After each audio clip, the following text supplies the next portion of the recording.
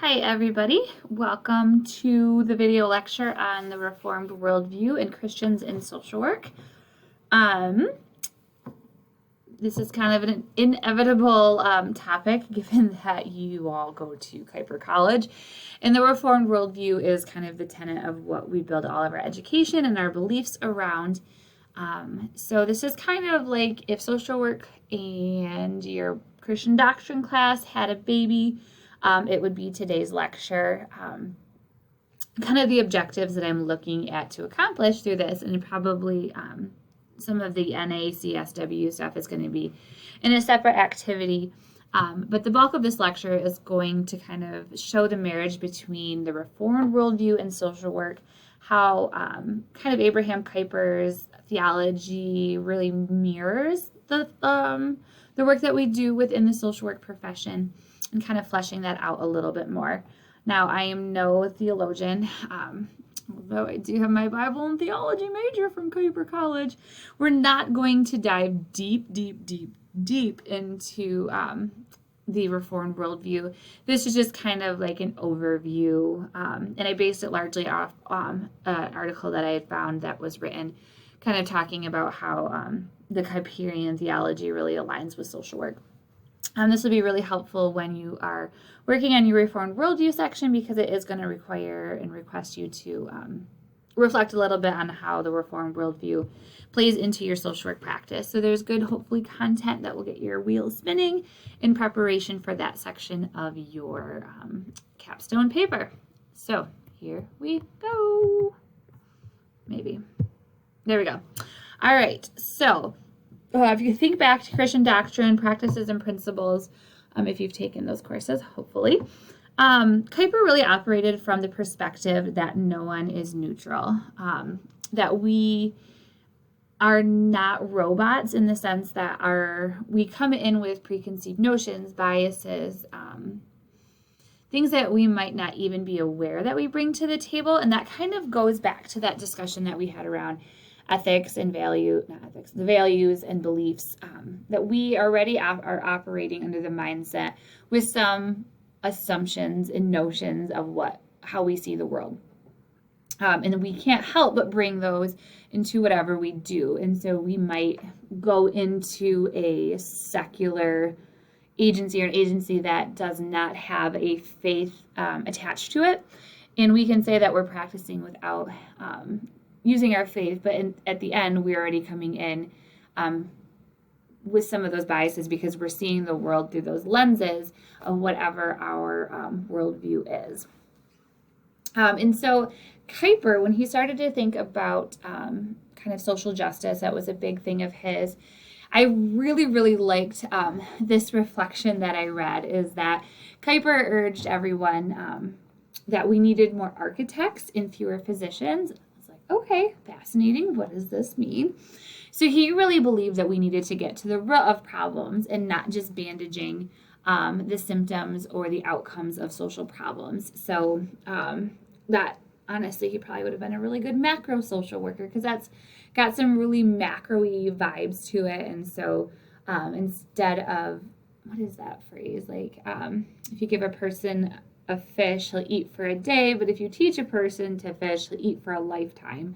That's often said in relation to missions. It's kind of a missions quote, but it kind of gets to that same mindset and philosophy that Kuiper was talking about, is that if you bandage a symptom, so let's say like anxiety or depression or something, if you're just treating this symptom by a medication or giving a coping skill, that's not necessarily a bad thing, but we need to get to the root of the problem. So what is causing the anxiety? What's causing the depression?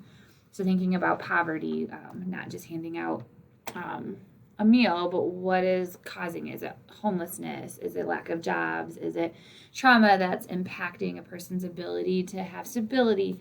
All those types of things is really what he was urging people to consider. So we are going to go through a few different, I don't want to say tenets. I don't really know what the right word I'm trying to think of is, but different pieces of Reformed theology and the Reformed worldview that Kuiper kind of preached and practiced. And then this kind of relates, and it is Monday, if anybody cannot tell. My words are not coming out. But it's going to kind of reflect on how those pieces of theology incorporate into social work. So if you have not heard the quote that is in the white box at any point in your life, then I don't know if you've been paying attention to anything you've learned at Kuiper, as this is often the quote that we reference and talk a lot about. So there is not a square inch in the whole domain of our human existence over which Christ, who is sovereign over all, does not cry out, mine. As much as we reflect on this all the time, I think it is such a perfect quote to talk about social work. There is not one sect of the population, there's not one social problem that God does not call mine. He is so intent on the restoration, which we'll get to in a few other slides, of every piece of his creation, that he is touching it all. And so sometimes there might be some societal biases saying like, oh, he or she does not deserve help, or let's say if someone's using or abusing drugs, oh, well, they're making their choices, they're horrible people, et cetera, et cetera. A lot of judgment given down. God doesn't care. He still says all of this is mine. And so because he is sovereign over all creation, everything is God's and nothing is outside his authority and control. Now, without getting too deep into the theology, you kind of think, okay, if God is in control of everything, why are bad things happening? Why do all these sins and horrible injustices occur? Well, then you get into free will and all those fun things, which I'm opting not to go into in this lecture. But the thing to walk away with is that God is in control of everything and nothing is outside of his control, which means that when you're thinking about social work principles, when they talk about human right and dignity to all, this aligns very well with that. And I really liked the reflection that's like in the peachy orange thing, is that not only is God sovereign over the world he created, he is committed to it. He's committed to investing and nurturing everything he has made. He is not just a creator who put something on earth and then walked away and said, deuces, I'm done, have a fun time. He really is intentional about wanting to cultivate and to build and grow his creation and build those relational aspects with it. So there's God's sovereignty in a very quick nutshell. All right. So again, thinking about all the Kuiper classes that you've had, talking about creation, fall, redemption. That's kind of the sequence that is talked a lot about in Reformed theology. They also throw restoration at the end, but we're not going to get to that on this slide. Actually, we are in the pink thing. I just didn't add it up at the top. Again, Mondays are messing with my brain. So if you think about how this works, and I think this is a perfect illustration for how and why we do what we do in social work, is that God created his perfect creation, and he created it for a context of shalom. So shalom essentially means balance and peace. There's a YouTube link I put up here, which I'll put into the Sakai online module, because there is a component of your capstone that encourages you to talk about shalom. And so it's just kind of as a word study on shalom, and it kind of fleshes that out a little bit more.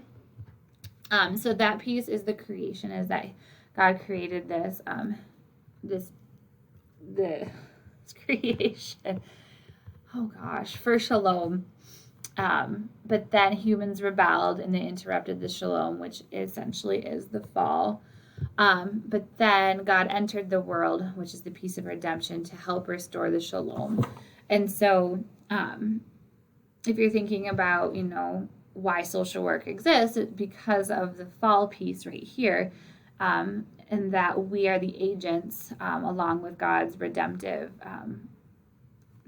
spirit when he came down to earth, to help reestablish the shalom in the creation and what the original order intended. And so, not that I'm happy about the fall, but social work exists because of human choice, and that the shalom was interrupted. However, we are still looking at, even though there's fall and there's brokenness, God says it's still all good. And so society is God's creation, and it operates according to God's laws, or at least it should. And so society isn't necessarily a bad thing. Kuyper did not like the secular and sacred distinction, and so even looking at society and how things are structured, that still falls under God's sovereignty and is part of his creation. So each created thing is simultaneously good, but it's also tainted by sin. Again, part of the fall. So social entities do not operate only according to the whims of humans, but must rather adhere to God's designs. So it's acknowledging free will, that human choice is going to impact how society works, and so the policies, how social order is created.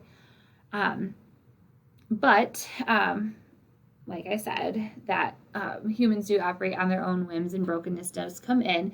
And so when society or God's design or creation does not adhere to what his original intent was, it's not because of the way God created them, but rather because of the way humans have misunderstood or misapplied, both willfully and ignorantly, in God's norms. And so this is really referring to acts of commission and omission within society, and kind of reflecting on how the brokenness has occurred. But God is still sovereign overall, if you think back to the previous slide. Another piece of Kuyperian theory is salvation is not just you and me. So God is not content to just save our souls. He is set about to restore it all. So he's not just looking for us to be saved and get pulled up into heaven or wherever heaven is. He's looking at the restoration of the kingdom while we are here. And so we're not just, like, again, saying deuces to the world and living our merry, happy life in heaven. We are looking to restore the kingdom here on earth back to its original intended purpose. And so God's salvation restores not just humans, but human and social arrangements and artifacts as well. So that's kind of reflecting back on how God's intent is to restore society, not just human souls, and kind of bringing back that order again. You can looking at through the lens of social work, very macro-y in its perspectives. And so finally, settings we engage in are not just earthly things he will save us from. These are his creation, and he will not abandon us or them. Again, really reflecting back on, while we are here, we are agents of change and restoration, because God intends us to be present and nurturing in our environment, and not just looking towards the end when he comes back or when we pass away and go to heaven. So I think for me, that's one of the tenets that I often tend to forget about, that salvation is bigger than just saving my soul. It is it's saving the whole world as a whole, because the whole world is his creation, not just human beings. So we are now part of God's unfolding plan to reclaim and renew his creation by using humans to accomplish his purposes. So we are not here on chance. We're not just random. We're not some small individuals who are just engaging in social work just to simply bandage things and get by until he comes again. But we're here to breathe life into others. And I always think about this when I would teach international social work. I think human trafficking was always the topic that kind of triggered some of these feelings of, like, this is such a huge systemic issue. I'm one person. How on earth can I even do anything about this? And so looking at he's using us to accomplish his purposes of restoration. So if it's a matter of buying one cause-related product that a trafficking survivor created, and we've breathed dignity and worth into that one human by what she did, that steps towards restoration. We might not be fixing that systemic piece of addressing it or fixing exactly why human trafficking exists, but we are doing pieces and we're aligning with his purposes in that as well. The power of the biblical story is its claim that everyone's story is about everything. And so again, we're not these individual silos that are operating for our own sake and our good. We are looking again to the restoration of creation as a whole. And God's love and care for his creation runs deeper than we imagine. He is so invested in what he has made that he gave up his only son in order to redeem it all. And that to me just is amazing and mind-blowing, and is one of the most amazing interventions that anyone could have ever come up with. So in conclusion, because I got 10 seconds, when social workers wade into the murky waters of human pain, brokenness, and conflict, We do not do so objectively. The very act of engaging with another hurting person